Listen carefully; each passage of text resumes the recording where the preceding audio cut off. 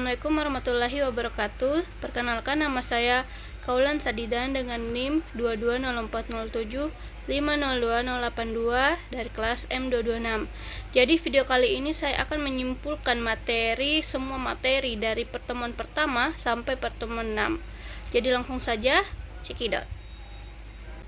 Nah, yang pertama saya akan menjelaskan pengertian pembelajaran kelas rangkap. Jadi apa sih itu PKR? Jadi pembelajaran kelas rangkap ialah model pembelajaran yang mempersyaratkan seorang guru mengajar satu atau lebih tingkatan kelas, 2 atau 3 mata pelajaran, dan dalam satu ruangan yang sama atau berbeda dalam waktu bersamaan.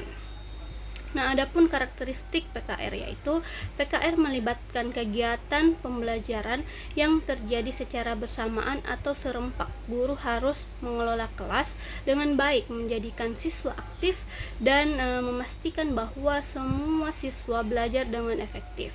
Yang kedua itu siswa dari tingkatan kelas yang berbeda duduk di sisi ruang kelas yang berlainan dan diajarkan program yang berbeda oleh satu guru. Nah, alasan implementasi PKR dilakukan karena beberapa alasan. Yang pertama yaitu kekurangan guru, yang kedua letak geografis yang sulit dijangkau, yang ketiga ruangan kelas terbatas, jumlah siswa yang relatif sedikit, guru berhalangan hadir, faktor keamanan seperti di daerah pengungsi. Nah, adapun manfaat dari PKR yaitu PKR mendukung tujuan ketersediaan pelayanan, keterjangkauan, kualitas atau mutu, relevansi, kesetaraan, dan kepastian atau keterjaminan memperoleh layanan pendidikan. PKR juga meningkatkan mutu pendidikan melalui fasilitas yang tinggi bagi perkembangan dan potensi siswa. Nah, selanjutnya saya akan menjelaskan apa sih pentingnya pembelajaran kelas rangkap ini. Jadi yang pertama yaitu efisiensi sumber daya. PKR ini dapat mengatasi kekurangan guru dan ruang kelas, terutama di daerah-daerah terpencil dengan populasi penduduk yang sedikit dan sekolah-sekolah yang kekurangan guru atau ruang kelas. Hal ini memungkinkan pendidikan tetap berjalan meskipun kondisi sumber daya yang terbatas. Yang kedua itu kemampuan guru. Nah, guru ini yang mengajar dalam model PKR harus memiliki kemampuan untuk mengelola kelas dengan baik, menjadikan siswa aktif, dan memastikan bahwa semua siswa belajar dengan efektif. Kemampuan ini sangat penting untuk menjaga kondisi kelas tidak gaduh dan semua siswa belajar dengan maksimal. Yang ketiga, pengembangan keterampilan siswa. PKR dapat meningkatkan keterampilan siswa seperti berpikir kritis, mandiri, bertanggung jawab, dan bekerja sama. Siswa harus secara aktif menghayati pengalaman belajar yang bermakna, baik yang berkaitan dengan tuntutan kurikulum maupun tujuan-tujuan jangka panjang. Selanjutnya yaitu yang keempat, kurikulum yang bermakna. PKR harus dilakukan dengan kegiatan pembelajaran yang bermutu dan bermakna. Kegiatan ini harus memiliki tujuan yang sesuai dengan tuntutan kurikulum dan kebutuhan siswa. Hal ini memastikan bahwa pembelajaran yang dilakukan tidak hanya mengisi waktu, tetapi juga memberikan manfaat yang signifikan bagi siswa. Yang kelima, keterjangkauan dan kualitas pelayanan. PKR mendukung tujuan ketersediaan pelayanan, keterjangkauan, kualitas atau mutu, relevansi, kesetaraan, dan kepastian atau keterjaminan memperoleh layanan pendidikan. Hal ini membantu PKR cocok untuk berbagai konteks di Indonesia, terutama di sekolah-sekolah yang terpencil dan terisolasi. Dan yang terakhir yaitu pengembangan berbagai keterampilan. Melaksanakan PKR dapat meningkatkan kualitas sekolah dengan menggunakan berbagai keterampilan, tingkah laku, dan sikap yang diperlukan staf sekolah. Hal ini membuat PKR menjadi salah satu pendekatan yang penting dan cocok bagi Indonesia untuk mencapai target pendidikan. Nah, dengan demikian pembelajaran kelas rangkap merupakan strategi yang efektif untuk mengatasi tantangan sumber daya di bidang pendidikan, terutama di daerah-daerah terpencil, serta meningkatkan kualitas pendidikan secara keseluruhan. Selanjutnya saya akan menjelaskan tentang strategi yang digunakan dalam pembelajaran kelas rangkap. Jadi strategi yang digunakan dalam pembelajaran kelas rangkap atau PKR meliputi beberapa pendekatan dan teknik untuk memastikan efektivitas pembelajaran meskipun menghadapi tantangan kelas yang beragam.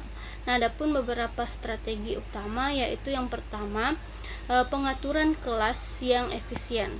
Tata letak ruang kelas diatur agar siswa dari berbagai tingkatan dapat belajar dengan nyaman. Hal ini mencakup penempatan meja dan kursi yang memungkinkan interaksi antar siswa.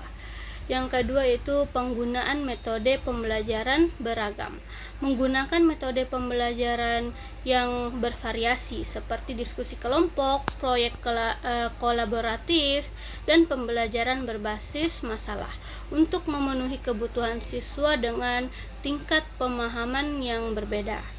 Ketiga yaitu pemberian tugas individual dan kelompok.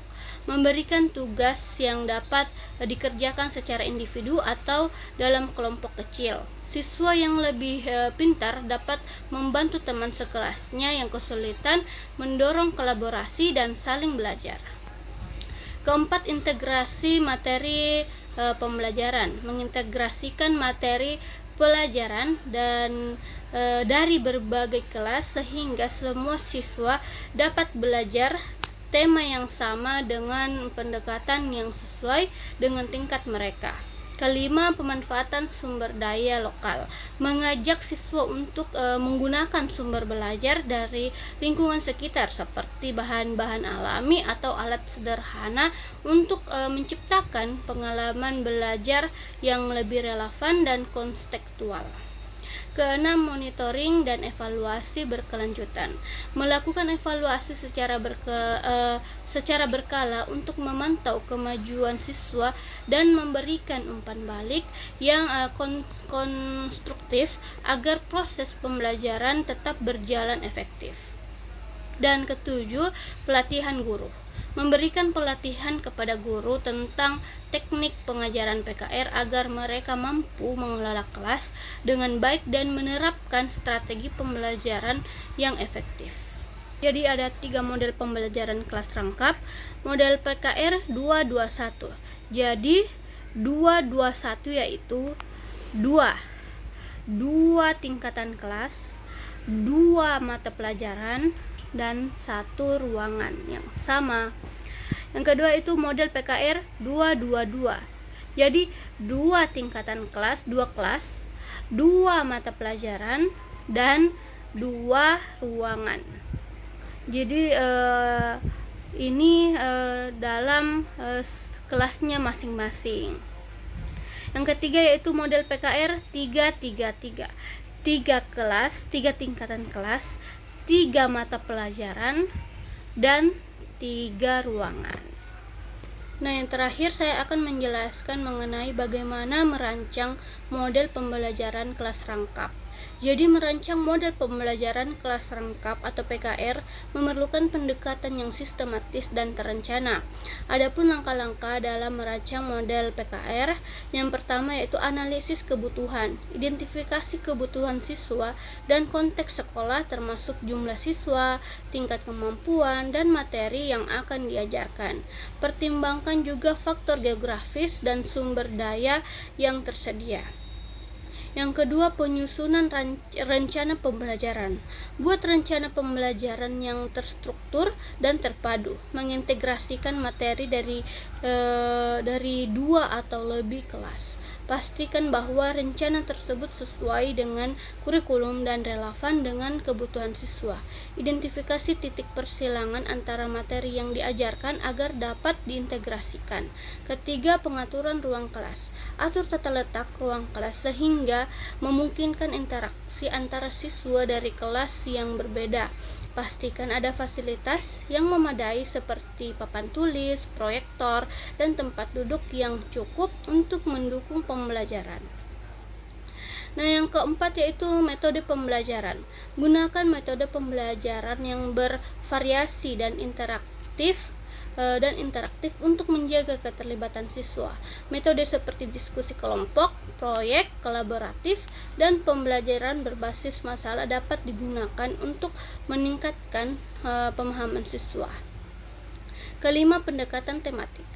Terapkan pendekatan tematik di mana semua siswa bekerja dengan tema yang sama tetapi dengan kegiatan yang disesuaikan dengan tingkat kemampuan mereka. Ini membantu menciptakan pengalaman belajar yang lebih bermakna. Keenam, pelaksanaan pembelajaran. Mulai sesi pembelajaran dengan pengantar umum mengenai tujuan dan rencana pembelajaran PKR. Selama pembelajaran, guru harus aktif memantau kemajuan siswa dan memberikan bimbingan sesuai kebutuhan siswa. Ketujuh, evaluasi dan umpan balik. Setelah sesi pembelajaran, melakukan evaluasi untuk mengukur pemahaman siswa terhadap materi yang diajarkan. Gunakan berbagai metode evaluasi seperti ujian, tugas proyek, atau diskusi kelompok untuk mendapatkan gambaran menyeluruh tentang pencapaian siswa. Dan yang terakhir yaitu refleksi dan tindak lanjut. Lakukan refleksi terhadap pengalaman pembelajaran PKR untuk mengidentifikasi keberhasilan dan area yang perlu diperbaiki. Berikan tindak lanjut berupa bimbingan tambahan atau pemantapan materi bagi siswa yang membutuhkan.